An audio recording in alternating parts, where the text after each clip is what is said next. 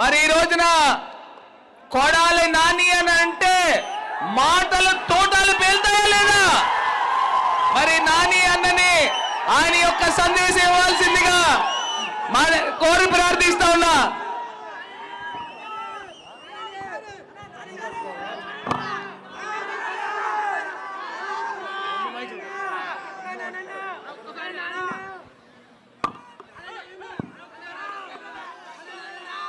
ఈరోజు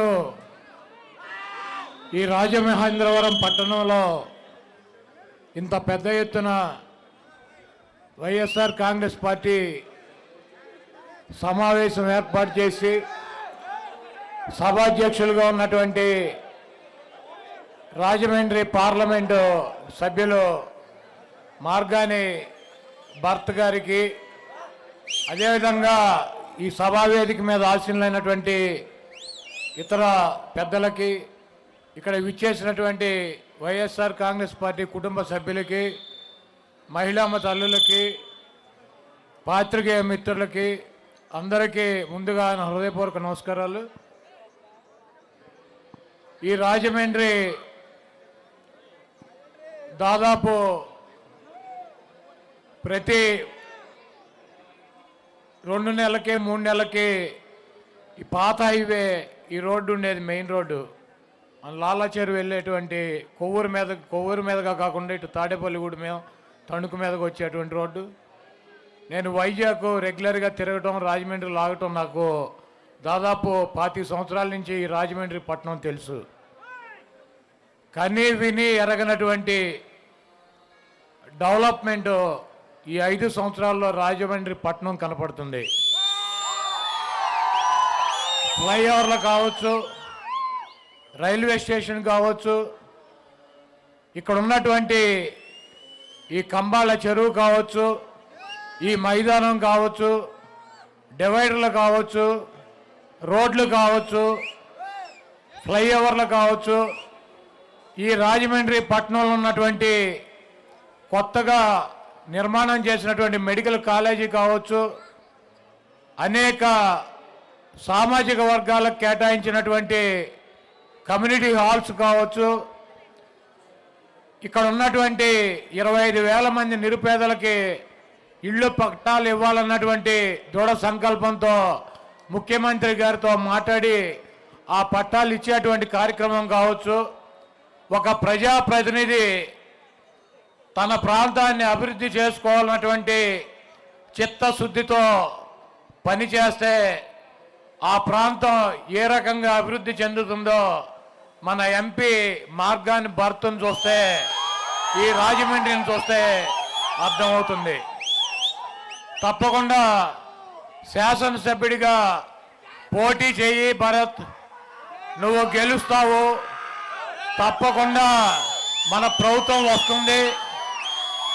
ఆ రాజమండ్రి ప్రాంతాన్ని వైఎస్ఆర్ కంచుకోటగా తీర్చిదిద్దాల్సినటువంటి బాధ్యత నీ మీద ఉందని చెప్పి ముఖ్యమంత్రి జగన్మోహన్ రెడ్డి గారు భరత్ను రాజమండ్రి సిటీకి శాసనసభ్యుడిగా పంపించడం జరిగింది. ఈరోజు జగన్మోహన్ రెడ్డి గారి గురించి, లేకపోతే మా గురించి, లేకపోతే ఇక్కడ ఉన్నటువంటి భర్త గురించి అనేక కథనాలు జగన్మోహన్ రెడ్డి గారు చెబుతూ ఉంటాడు. మనం ఒకరితో కాదు ఫైట్ చేసేది, చంద్రబాబుతో అని. అది వాస్తవం. చంద్రబాబు కనుక ఒక్కడే వస్తే జగన్మోహన్ రెడ్డి గారు ఫుట్బాల్లాగా ఒక తన్ను తంతే ఒక 20 సంవత్సరాలు కనపడ్డి రాష్ట్రంలో. ఆ సంగతి ఆయన కూడా తెలుసు. అందుకే ఒక పక్కన దత్తపుత్రుని పెట్టుకుంటాడు, ఇంకో పక్కన ఉత్తపుత్రుని పెట్టుకుంటాడు. వెనకాల బీజేపీ వదినమ్మ వస్తుంది. ముందేమో ఇప్పుడు కాంగ్రెస్ షర్మిలమ్మని తెచ్చుకున్నాడు, చెల్లెమ్మనే. వీళ్ళందరూ కాక మళ్ళీ ఈనాడు డ్రామోజీరావు ఒకడు, ఆంధ్రజ్యోతి రాధాకృష్ణ, TV5 బిఆర్ నాయుడు, ఆ మా టీవీలో పౌడర్ డబ్బా ఒకడు. ఇప్పుడు వీళ్ళందరూ సరిపోక నిన్న రాత్రి ఒకని పట్టుకొచ్చారు, పీకే ప్రశాంత్ కిషోర్. ఆ నైప్యాక్లోంచి పీకేసి పక్కన పడేసి 3 ఏళ్ళు అయింది. ఒక రాజకీయ పార్టీ పెట్టి బీహార్లో పాదయాత్ర చేసి ఆ పార్టీ డిస్పోజల్ అయిపోయి అక్కడ దుకాణం సర్దేసి మళ్ళీ వచ్చాడు. అంటే ఎవరన్నా కొద్దిగా ఏ పార్టీ గెలుస్తుందో ఆ పార్టీకి ఓటేద్దాం అని చెప్పి ఒక 2% 3% ఎవడో నాబోటి బలహీనలు ఆలోచిస్తూ ఉంటారు. ఈయన వచ్చి చంద్రబాబు నాయుడు గారు గెలుస్తాడంటే ఓటంతా చంద్రబాబు నాయుడుకి 2% 1% మారుతుందన్నటువంటి పిచ్చి భ్రమల్లో ఇటువంటి పిచ్చి ముండా కొడుకులందరినీ తీసుకొచ్చి మన మీద వదిలి వాళ్ళు పొద్దున్నే లేచి మాకు నోరు నెప్పేటట్టు నేను ఈ నాని గారు ఈ భరత్ ఇట్లా ఈ రాష్ట్రంలో 10 మంది ఉన్నాం. తిట్లు తిని ఇదే కార్యక్రమం. అయినా కూడా మా ప్రాణం పోయిన జగన్మోహన్ రెడ్డి గారి కోసం, ఈ రాష్ట్ర భవిష్యత్తు కోసం మేము తప్పకుండా జగన్మోహన్ రెడ్డి గారి వెనకాల నిలబడతాం. ఎందుకంటే ఇప్పుడు పేర్నాని గారు చెప్పారు, ఒక పేదవాడు తన పిల్లల్ని ఉన్నతమైనటువంటి చదువులు చదివించుకోవాలని ఉంటుంది. వాళ్ళకి ఒక మంచి ఇంగ్లీష్ మీడియంలోనో ఒక ప్రైవేట్ స్కూల్లోనో చదివించాల్సినటువంటి బాధ్యత ఉంటుంది, చదివించాలని ఉంటుంది. కానీ ఆర్థిక స్తోమత లేదు, చదివించుకున్నటువంటి పరిస్థితి లేదు. అటువంటి నిరుపేద పిల్లలు గవర్నమెంట్ స్కూల్స్కి వెళ్తారు. 45,000 స్కూల్స్ ఉన్నాయి. ఆ 45,000 స్కూల్స్లో కూడా నాడు నేడు కింద దాదాపు 18,000 కోట్ల రూపాయలు ఖర్చు పెట్టి ఆ స్కూల్స్ రూపురేఖలను మార్చినటువంటి వ్యక్తి జగన్మోహన్ రెడ్డి గారు. ఇంగ్లీష్ మీడియం తీసుకొచ్చినటువంటి వ్యక్తి జగన్మోహన్ రెడ్డి గారు. వాళ్ళకి చదివేటువంటి పుస్తకాలు కానించి, స్కూల్ బ్యాగులు కానించి, బట్టలు కానించి, బూట్లు కానించి, సాక్సులు కానించి ప్రతి అవసరాన్ని తండ్రి స్థానంలో ఉండి తీర్చినటువంటి వ్యక్తి జగన్మోహన్ రెడ్డి గారు. అదేవిధంగా ఒక తల్లిలాగా ఆలోచించి స్కూల్కి వచ్చినటువంటి పిల్లలకి ఒక మంచి నాణ్యమైనటువంటి ఆహారం పెట్టాలని చెప్పి గత ప్రభుత్వంలో ఈ దుర్మార్గుడు చంద్రబాబు నాయుడు స్కూల్ విద్య కోసం 5,000 కోట్ల రూపాయలు ఖర్చు పెడితే, అదే విద్య కోసం 73,000 కోట్ల రూపాయలు ఖర్చు పెట్టినటువంటి మనసున్నటువంటి మహారాజు జగన్మోహన్ రెడ్డి గారు. అటువంటి వ్యక్తిని మనందరం కూడా కాపాడుకోవాల్సినటువంటి అవసరం ఉంది. ఈరోజు ఆరోగ్య సమస్యలు వస్తాయి. ఒక 50,000 1,00,000 2 లక్షలు పెట్టి వైద్యం చేయించుకోలేనటువంటి పరిస్థితి.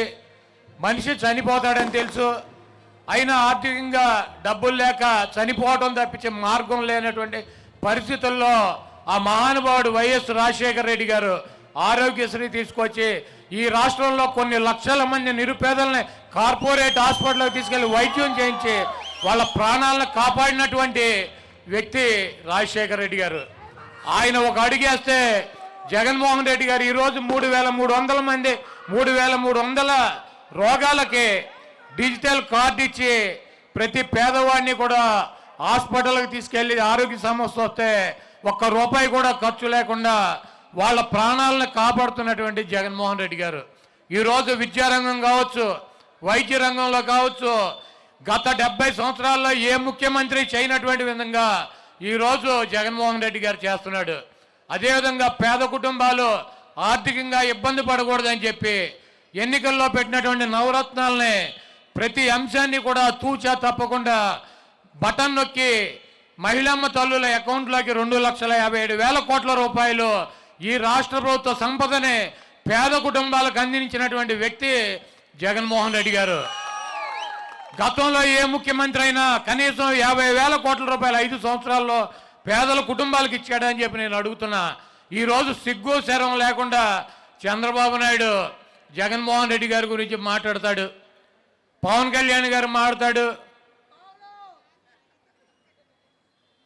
అది కూడా కాదు, 24. ఈరోజు రాజమండ్రి పార్లమెంటు సభ్యులుగా గూడూరు శ్రీనివాసరావు, అదేవిధంగా రాజమండ్రి అర్బన్ శాసనసభ్యుడిగా మార్గాని భరత్ పోటీ చేస్తున్నారు.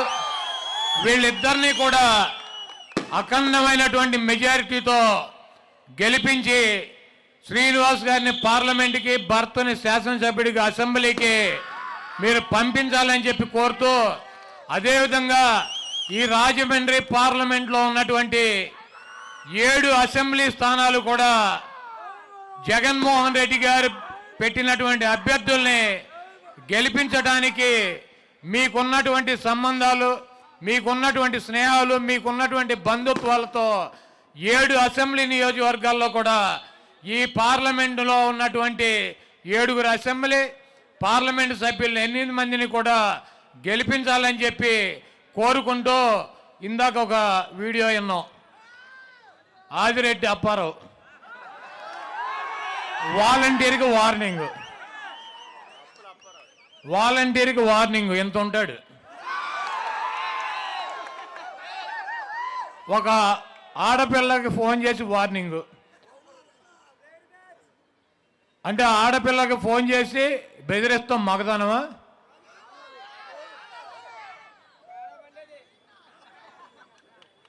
ఈరోజు ఒకటి చెప్పదలుచుకున్నా, వాలంటీర్లు కావచ్చు, వైఎస్ఆర్ కాంగ్రెస్ పార్టీ నాయకులు కావచ్చు, కార్యకర్తలు కావచ్చు,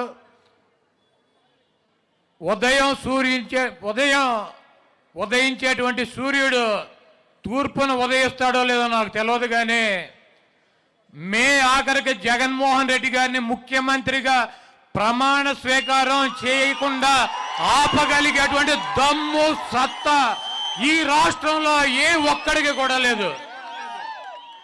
ఎందుకంటే చంద్రబాబు నాయుడు ఒక్కడే వస్తే గెలవలేడన్న సంగతి చంద్రబాబుకి తెలుసు. కాబట్టి దత్తపుత్రుణ్ణి తెచ్చుకున్నాడు. ఈరోజు మీరందరూ ఆలోచించుకోండి, చంద్రబాబు నాయుడు సామాజిక వర్గం కమ్మ, 3% ఓటింగ్ ఉంటుంది. 3% ఓటింగ్. ఆ పార్టీలో, తెలుగుదేశం పార్టీలో 30 సీట్లు ఇచ్చుకున్నాడు. వాళ్ళకి 30 పైనే. ఆయన గెలవలేడు, ఆయన సామాజిక వర్గం ఆ పార్టీని గెలిపించలేదు. 30 సీట్లు ఇచ్చుకున్నాడు. సిగ్గు లేకుండా పవన్ కళ్యాణ్ రా రా రా రా అని పిలిచి ఆయనకి 20% సామాజిక వర్గం ఉన్నటువంటి ఆ పార్టీకి 24 సీట్లు ఇచ్చాడు. సిగ్గు లేకుండా, ఈ నోటాకి సిగ్గు లేకపోయినా, తీసుకుంటాక ఆయనకి లేకపోయినా, చూసేటువంటి ఇదన్నీ కూడా పరిశీలించేటువంటి ఆ సామాజిక వర్గానికి తప్పకుండా విచక్షణ ఉంటుంది. రేపు రాబోయే రోజుల్లో ఈ దుర్మార్గమైనటువంటి చంద్రబాబుని అదే సామాజిక వర్గం, అదే పవన్ కళ్యాణ్ గారి పార్టీ నాయకులు, కార్యకర్తలు, జన సైనికులే చంద్రబాబుని పాతాళంలో తొక్కి ఇంకా ఈ రాష్ట్రానికి పట్టినటువంటి దరిద్రం వదిలిస్తాకి వాళ్ళు సిద్ధంగా ఉన్నారు. ఈ రాష్ట్రంలో వెన్నుపోటుకి బ్రాండ్ అంబాసిడర్లు ఎవరు? చంద్రబాబు దెబ్బకు ఇంకంతకుముందు ఒక ఆయన ఉన్నాడు, ఆయన మర్చిపోయారు అసలు.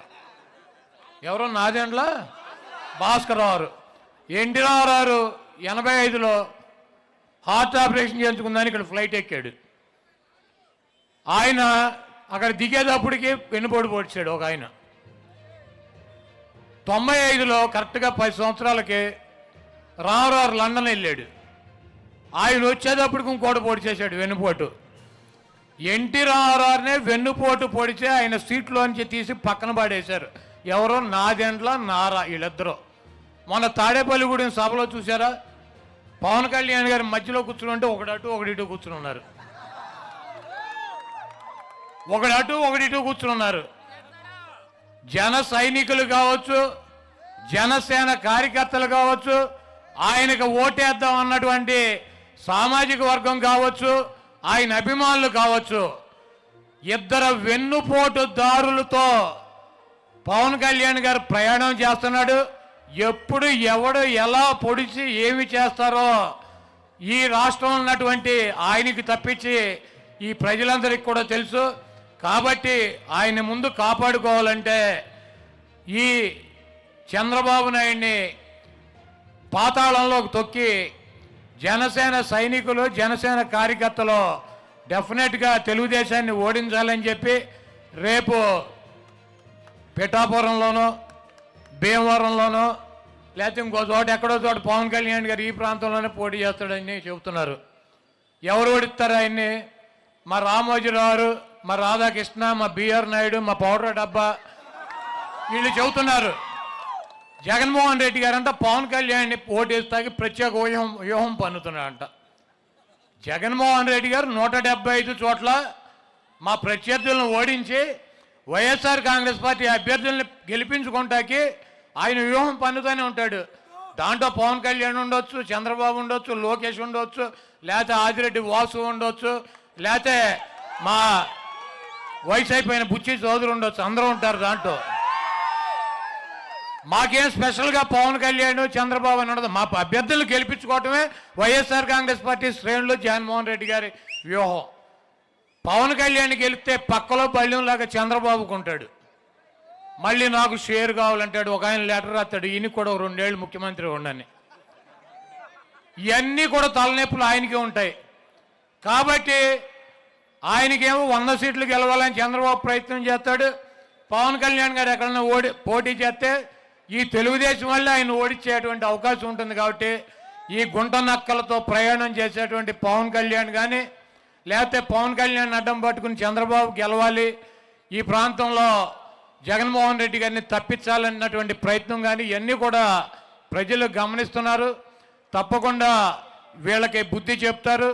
ఇక్కడైతే రాజమండ్రిలో భరత్ని మీరు శాసనసభ్యుడిగా గెలిపించి మీరు అసెంబ్లీకి కనుక పంపించినట్లయితే, మా గూడూరు శ్రీనివాసరావుని పార్లమెంటు సభ్యుడిగా పంపించి ఢిల్లీ కనుక మీరు పంపించినట్లయితే ఈ ప్రాంతం, ఈ రాజమండ్రిలో ఉన్నటువంటి ఈ గోదావరి తీరం కని విని ఎరగనటువంటి అభివృద్ధి జరుగుతుంది. అదేవిధంగా మీ అందరికి కూడా ఇళ్ళు నిర్మాణం చేసి ఇచ్చేటువంటి కార్యక్రమం చేపడతారు. ప్రతి కుటుంబానికి సంక్షేమ కార్యక్రమాలు అందించేటువంటి కార్యక్రమం చేపడతారు. ప్రతి పిల్లల్ని కూడా చదివించేటువంటి పూర్తి బాధ్యతని ప్రభుత్వం తీసుకుంటుంది. ఈ ప్రాంతానికి శ్రీనివాస్ గారు, భరత్ గారు అండగా ఉంటారు. బీసీ సామాజిక వర్గానికి సంబంధించినటువంటి ఈ అభ్యర్థుల్ని ఇక్కడ జగన్మోహన్ రెడ్డి గారు పెట్టినందుకు బీసీలు, ఎస్సీలు, ఎస్టీలు, మైనార్టీలు, అగ్ర కులాల్లో ఉన్నటువంటి పేదలు వైఎస్ఆర్ కాంగ్రెస్ పార్టీకి సపోర్ట్ చేసి మీ 2 అమూల్యమైనటువంటి ఓటుల్ని పార్లమెంటుకి, అసెంబ్లీకి శ్రీనివాస్ గారికి, భరత్ గారికి ఫ్యాన్ మీద ముద్రించి అఖండమైనటువంటి మెజార్టీతో గెలిపించండి. తప్పకుండా నేను పేర్నాని గారు ఆ గెలిచినాక మీతో పాటు ఇక్కడికి వచ్చి మీ ఆనందంలో పాలు పంచుకుంటామని చెప్పి తెలియజేస్తూ సెలవు తీసుకుంటున్నాను.